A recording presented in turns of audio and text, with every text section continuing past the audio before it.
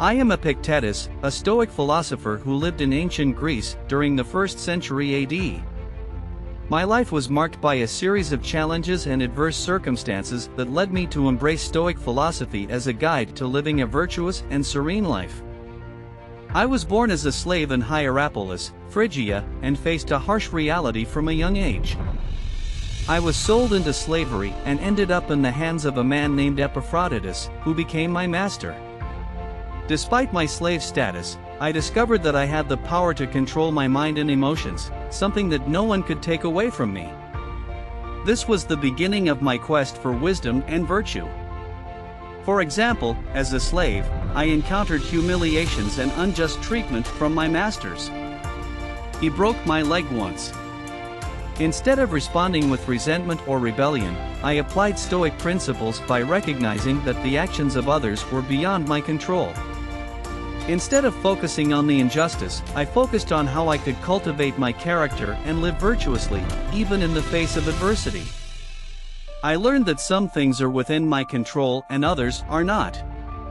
The things I can control are my opinion, desires, impulses, aversions, and, in a word, everything that is of my own making.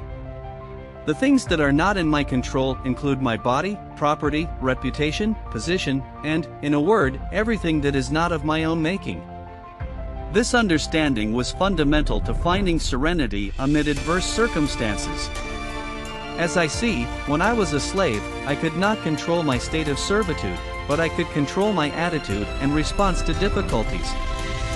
Instead of longing for external freedom, I channeled my energy into developing my internal freedom by practicing self-discipline and self-acceptance. If you wish to improve, you must be willing to be considered foolish and ignorant by others when it comes to external matters. You should not desire internal things that are not yours. Instead of worrying about what others think, focus on improving your character and practicing virtue, regardless of others' opinions.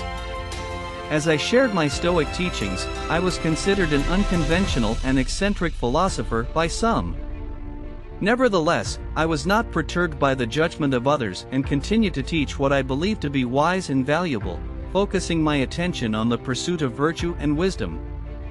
I hope these episodes from my personal life help you better understand how I applied Stoic principles in real situations and how these principles can be useful for living wisely and serenely in your own life. If you want to know more about my teachings, you will find them in the next episode. May virtue guide your path, and wisdom illuminate your life.